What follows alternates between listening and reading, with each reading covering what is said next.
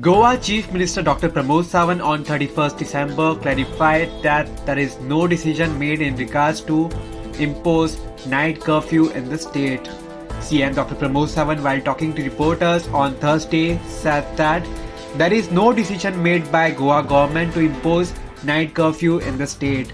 I request tourists, people of Goa and organizers to maintain all social distancing norms and other precautionary measures.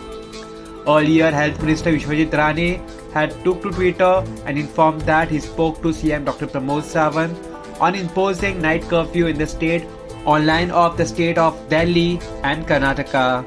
He also mentioned that strict SOPs is the need of the hour as Goa is tourist state.